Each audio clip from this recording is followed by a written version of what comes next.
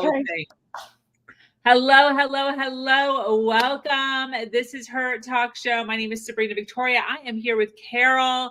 I'm so excited. We're going to be talking about resilience. We're going to be talking about renewal, triumph, and tragedy to triumph. I'm so excited to have Carroll here today. So I want you to get comfortable as we explore some challenges, right? Some challenges that are faced by women worldwide. We're going to offer some insight. We're going to offer some influence to really fuel your personal and your professional growth.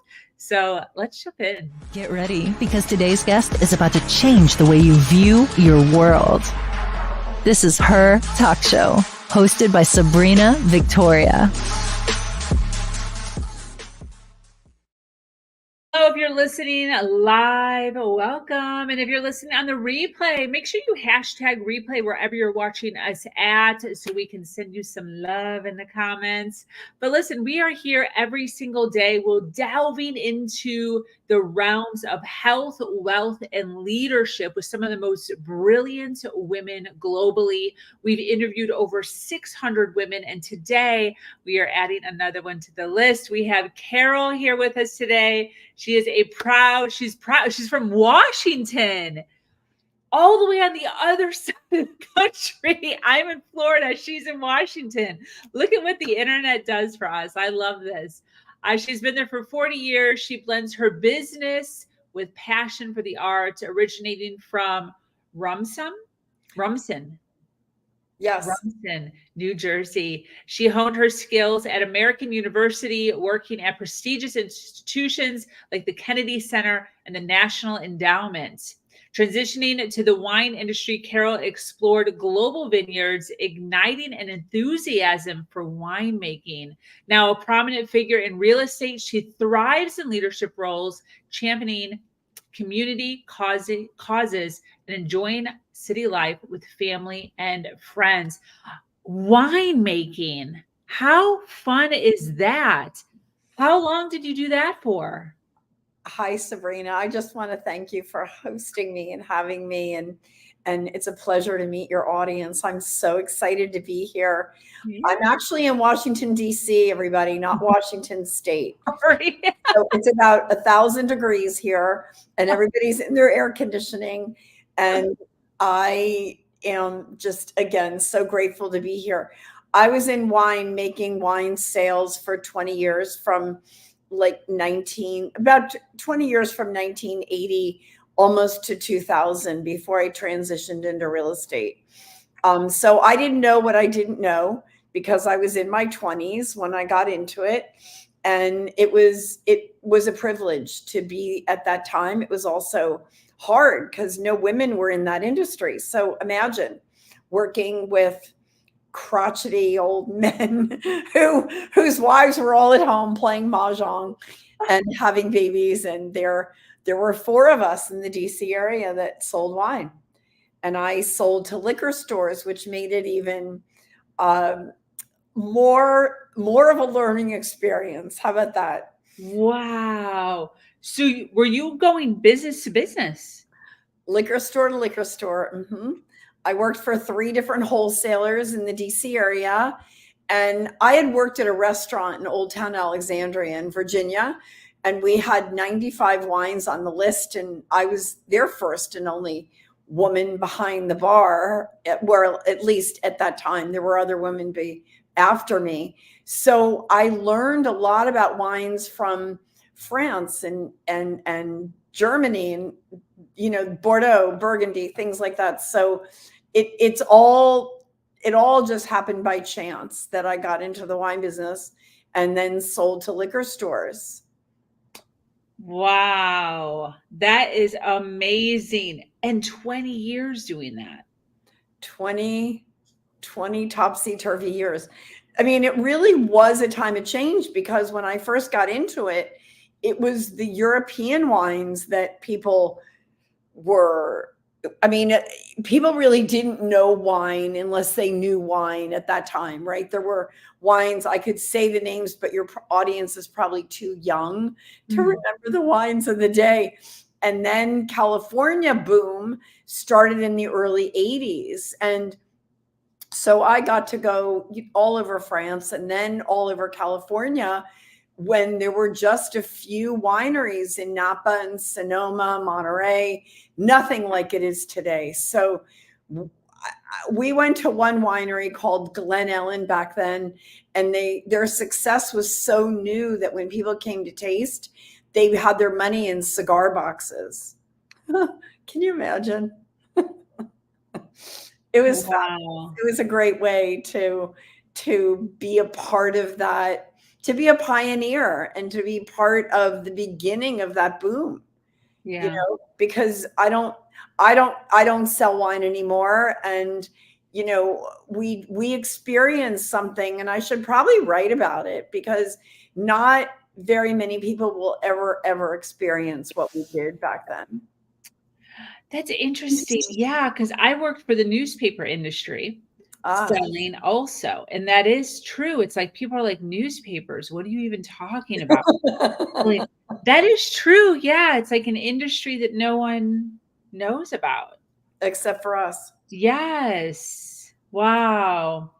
That is so cool. I've definitely never met anyone that sold wine business to business. That's Well, and then have so many stories behind it. there are. And as I transitioned into the real estate business, I taught wine seminars at law firms because I was transitioning and had to make money.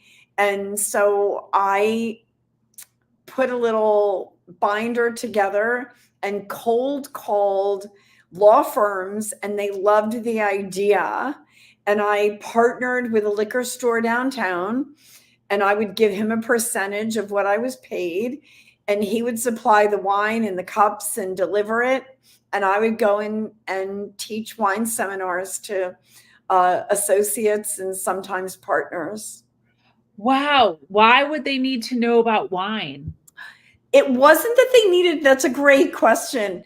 They work the young lawyers so hard that they thought it would be a fun thing to have somebody come in and give them a break before they whipped them back into having to work another 900 hours. So a lot of law firms, they feed their young lawyers, they feed the associates. And so they did, like, it was like a fun little happy hour. That is cool. Good for Well, you for finding that niche. I'm an entrepreneur. Yes. Yes.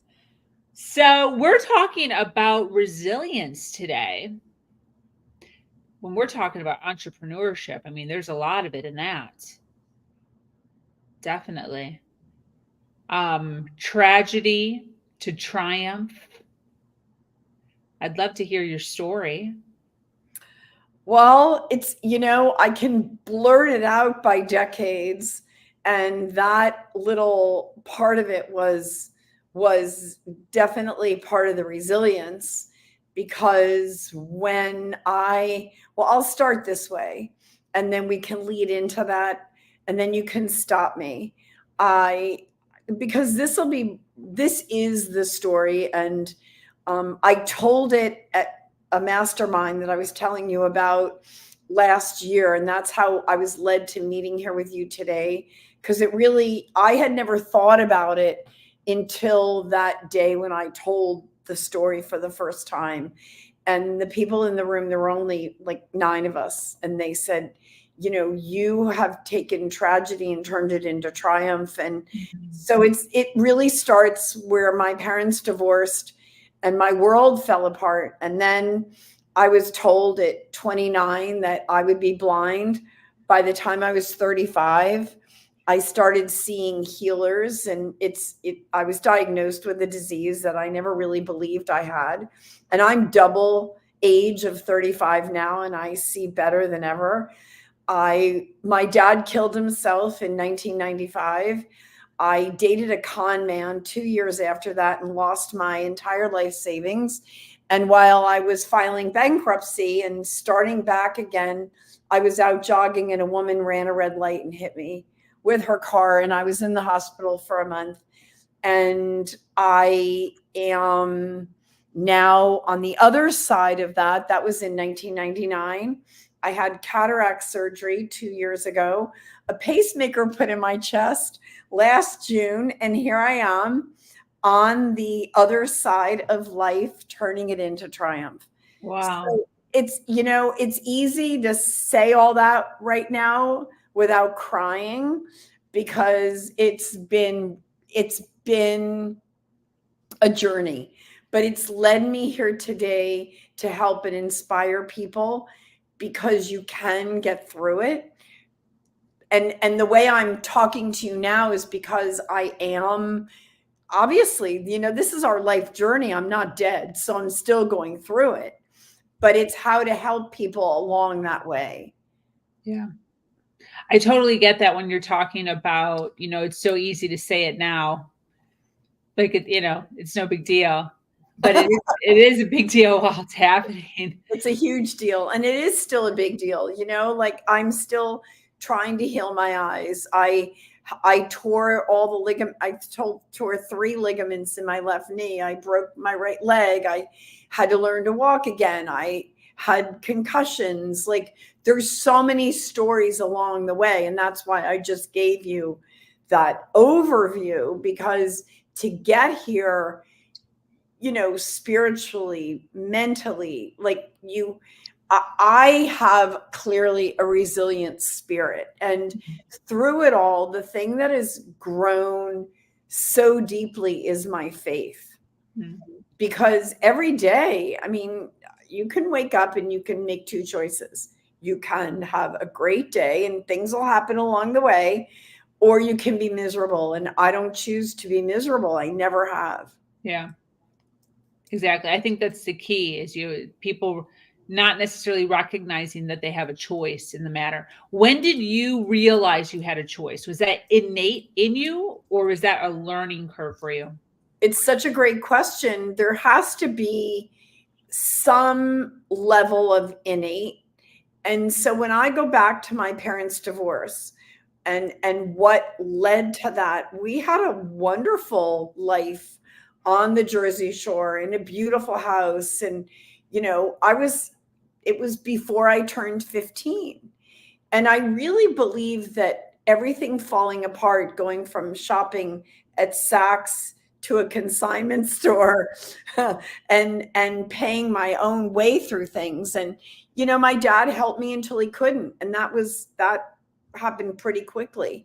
And so it made me who I am.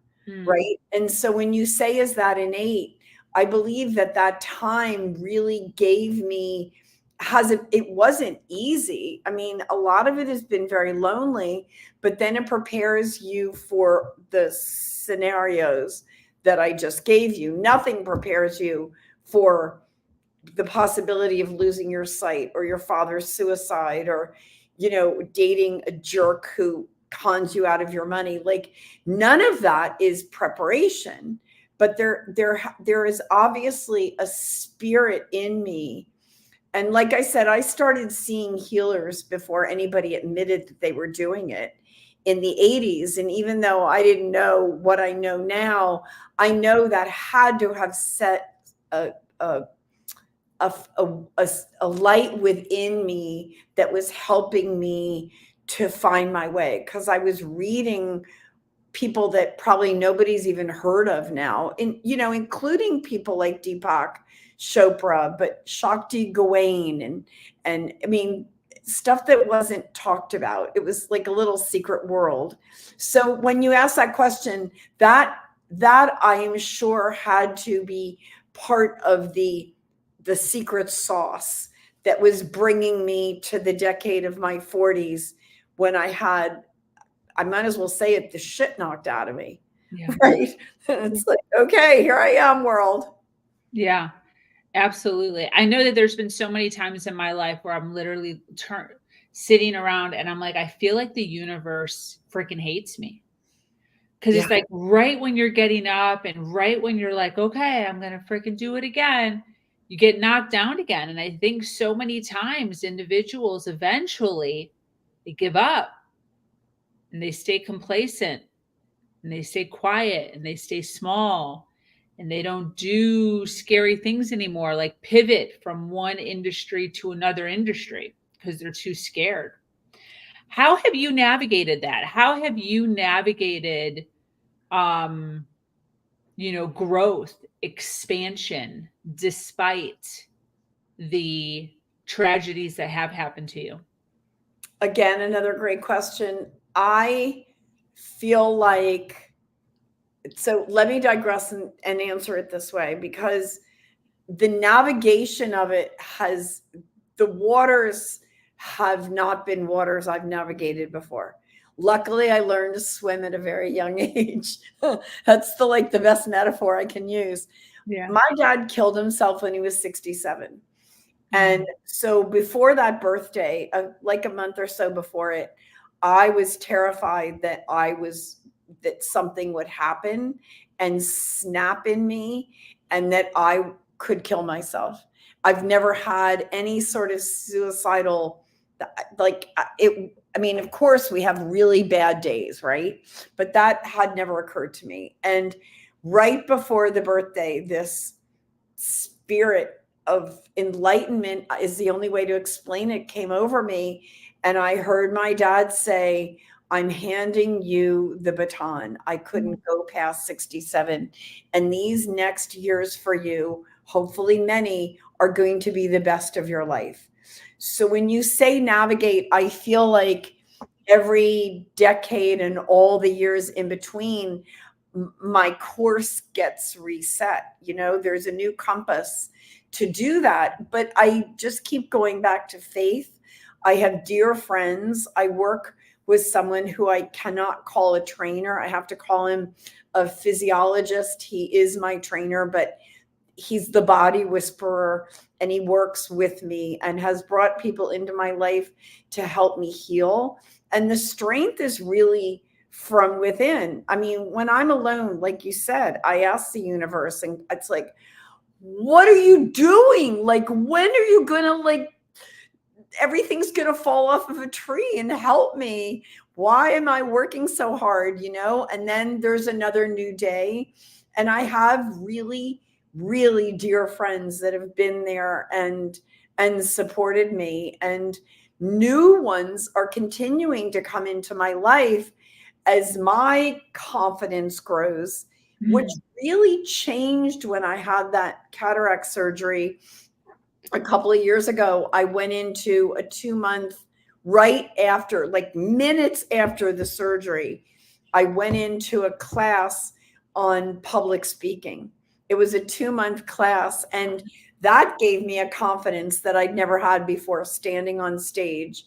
And then, I'm not making this up, when this pacemaker went into my chest last June, it was like an elixir, and I didn't know that the blood wasn't going to my brain. And all of a sudden, I feel smarter. I know that sounds so silly, but I have new life. And I don't wish a pacemaker on everybody, but it's giving me the ability to say, so when you say, how have you navigated it? It's with prayer.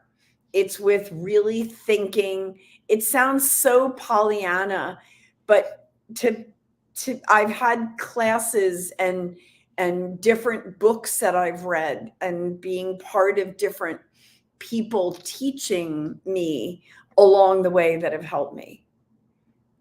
That's what we need. We need community. We need people.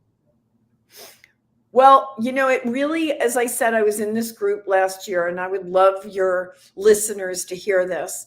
A man by the name of Bob Berg and his co-author, John David Mann, wrote a book called The Go-Giver. And if you want to read something that will change your life, this little book has changed mine, and I know it will help change yours. And it's really about the people that we meet in our life, and how meeting them will lead to meeting other people, and doing, if you're authentic, right? If you're genuine, if you work in a way of giving, you will receive, but you're not receiving because you expect it. It's because you gave to someone else and that goodness and grace comes back to you. Yeah. And that's just the little tiniest snippet of what the book is about. Wow. That's great. For those listening, by the way, we have a ton of people watching live. Thank you so much for being here, hanging out with us. If you are watching on the replay, make sure you hashtag replay wherever you're at so we can send you some love in the comments. I know you talk a lot about how the circumstances that have happened in your life, the trauma, I guess is what we're calling it, it really helped you transform. It really helped you kind of sculpt who you are today. How have you been able to, I know you're mentioning this, these individuals, you just mentioned these individuals. I guess, what was the starting point? You know, there's so many people that are suffering right now mentally and emotionally because of past things.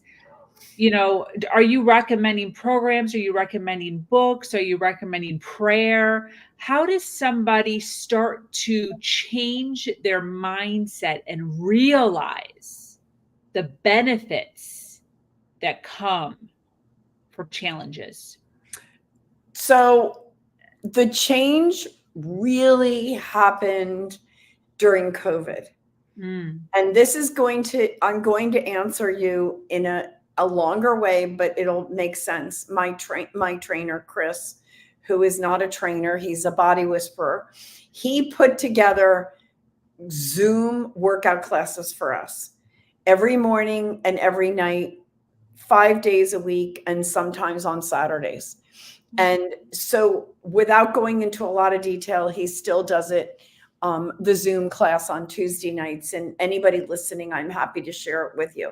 So starting my day with prayer, with meditation, but most of all, and of course, this is kind of like on a level playing field because there's not a most of all, but my exercise regime is what sets my balance. I love to walk. The pool is open at my building, so I go in there and I do cardio. Believe it or not, I run back and forth in the pool. Yeah. I walk outside, and then I do the exercises that we learned during COVID on a little yoga mat in the entry of my apartment with balls and rollers and stretching. I just do it right here. And that sets my tempo, is that. And so I of course, if somebody reached out to me, I could absolutely help them in deeper ways and talk to them. I started meditating last fall, 20 minutes in the morning and 20 minutes at night. I do not journal, but I do try to write affirmations and thoughts down every day, because I think if you get caught up with some of those structures, I can tell you it's a great idea, but you want to make it really easy on yourself and you don't want to be overwhelmed. I eat healthy. I don't drink a lot of alcohol, if any. It just doesn't, I've been around alcohol for my entire life, and I just drink a ton of water and really staying healthy, and not in a boring way. You know, I mean, of course I'll have a drink once in a while, but I try to eat healthy food. And it's just really, if you balance your body, you balance your mind, you balance your spirit and your life. Yeah. And it started with exercise for me at a really young age.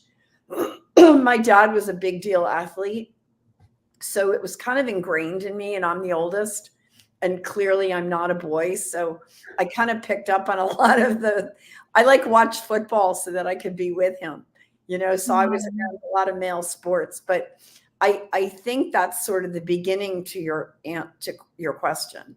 Yeah, that answer. Definitely.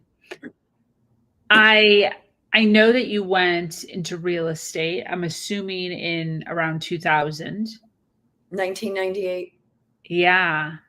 So how was that transition for you as far as I'm sure there was some challenges that came along with that. What were some of those challenges, and how has it been? How has the transition been? I mean, it's been 26 years now.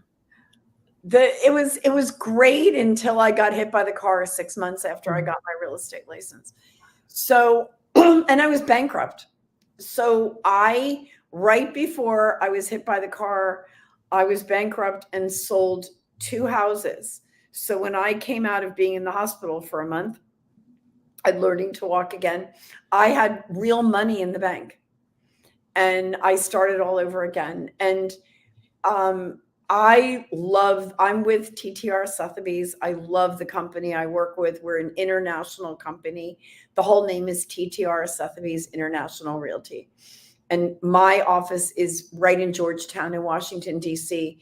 I have wonderful owners, leadership, friends, and support with the company. But most of all, I love helping people find their dream home. And like clothes, right? And I would teach this in my wine seminars. Your taste is your taste in a house. It's your taste in a dress, a pair of pants, a jacket, a tie, shoes. It's going to be the same thing with a house. So I have to listen, which is the key to life, is listen to what you say to me is your dream. And it's my honor to make your dream come true. And that's what I love about what I do. That's the really simplest answer. And it doesn't matter if it's a house for $5 or 50 million. I work with everybody from all over the world. And, no day is the same. Like today I'm here with you. Tomorrow I'm at the office. It's though challenging sometimes, right? Because it's like, oh my God, I've got to, but the better my energy is, the more wonderful the people are that are going to be attracted into my life. So it's a great job if you like to meet people, if you like to do sales and help people like change their lives. Yes. Yes. And I can only imagine the challenges throughout so many years, over 2 decades that you have, big and small, that you have endured through. What has been some of the highlights around real estate for you? It's funny. I worked with a partner for 14 years and now we work on deals together, but we don't partner full time. And he found a picture the other day of the two of us with Barack Obama. Wow. So one of our clients whose house we were selling, it was a multi-million-dollar house. And he was a supporter of Barack Obama. And he did a fundraiser at his house in 2011. And we had the house on the market. We had to take it off the market, deal with Secret Service, and coordinate and get this, which we were not the planning committee, but we were part of that fundraiser. So it's that, it's the people I get to meet, and the company that I'm with. We're part of the Sotheby's auction house in New York. So I went up there before COVID, and you get to see beautiful art and jewelry. And then you come back here and you sell a beautiful house to someone and they call you the day after they buy it and the basement just flooded or the toilet just overflowed. So it's really going from these highs of beauty and all of this, and then back to reality. And that's the cool thing about the job, is you're humbled constantly. And I think that was such a great teacher, right? I went from restaurant business to wine business, crawling around these nasty, dirty liquor stores, to now going from multi-million-dollar houses to taking a picture of a toilet because somebody wanted to know what the brand was. Wow. And that's what you do. You do anything people ask you to do. Yeah. Within reason. Yeah, of course. Yeah. That's great. Wow. And what a testament what a testament to never giving up. What a testament to, one of the things that I wrote down that I really appreciated was the baton visual that you gave, of the baton being handed off to you. I think that's such a great, realistic, vision that we can have for ourselves, whether it's from someone else or even ourselves, right? From year to year, handing the baton off to our new self, our new older self, a year older, 5 years older, where we're constantly evolving. We're constantly setting ourselves up for the next year, I'm going to piggyback on that and say to your audience, because I don't know the demographic. If you had told me that I would be about to say what I'm about to say 5 years ago, I would have told you were crazy. I turned 70 last September.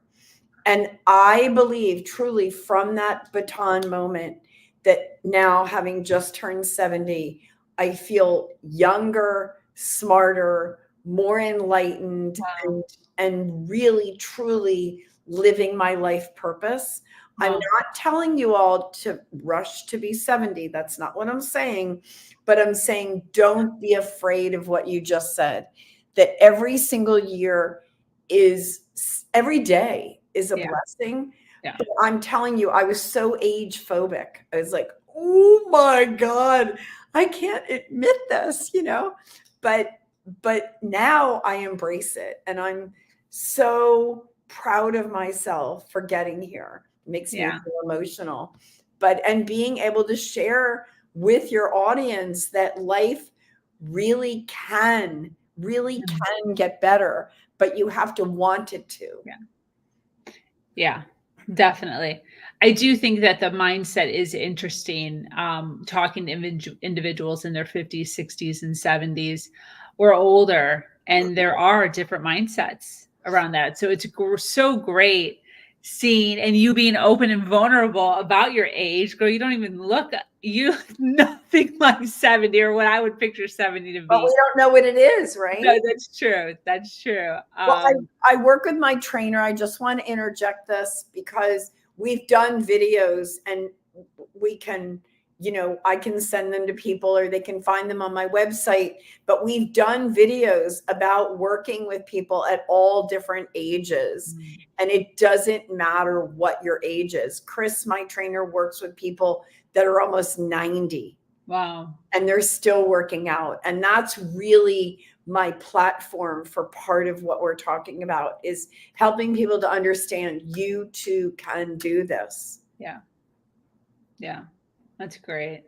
What a great story. I so appreciate you coming on and sharing so much, so vulnerable with so much of that. And this is the type of stuff that people need to hear. There's individuals that are going through stuff all the time. And it gets exhausting sometimes having to continue to get back up. But when we hear stories like this, of individuals who are succeeding, who are creating some really awesome goodness for themselves in our lives, it definitely helps inspire those that need it. I would love for you to kind of take a moment here. We still have a ton of people watching. Kind of take a moment, let people know exactly what you do. Who should be reaching out to you? Who do you help? Oh, thank you for asking that. I'm only beginning to understand how many people I help. I've been doing podcasts now since November with all different people. And one of them was with a guy talking about suicide. Mm-hmm. And someone wrote us and said that what we said helped them in insurmountable ways. I know this is going to sound crazy. I love to work out. And the man that works with me is the reason that I'm this healthy, because I'm going to say it again. I don't have whole ligaments in my left knee, but my muscles are strong and I'm strong. I just did a physical last week. I know I'm strong, but I love to feel, first of all, I love clothes. Let me start there. And I want to look really good in clothes, but I love feeling good from the inside out. Mm-hmm. And that is the answer to your question. That's what I want to help people do, is to feel good from the inside out and know that you can. And I've had terrible days. My real estate goes all the way down and then back up and all the way down. And right now it's resetting again. And it's just keeping myself focused on knowing that I'm being guided by divine timing and divine order, and it's going to be okay. And that, I hope that's a help to answer that way, because it's really how to take care of yourself. And that, I think, is the best way for me to answer your question, is how to help other people, because everybody's story is different, right? Somebody's might be weight. It could be depression. I've been through all of it. And like, you cannot get to this ripe old age and not have gone through every single thing you're saying. Yeah. So I hope that's a good answer. Yeah, definitely. I so appreciate all of that. To those listening live and still here at the end of this, thank you so much for being here. Remember to follow, like, and share. Carroll, where can people find you? Your social, your websites? So my full name is Carroll Dey, Dey, and my website is my name, CarrollDey @.com. My email is my name @msn.com. And those are really the best ways. Is really, my email is CarrollDey @msn.com. Beautiful. And put Sabrina in the subject line. Yes. Let's go. Let's go. I would love to help you. And, I know this was just snippets of answers, but I'm here for you in any way I can be.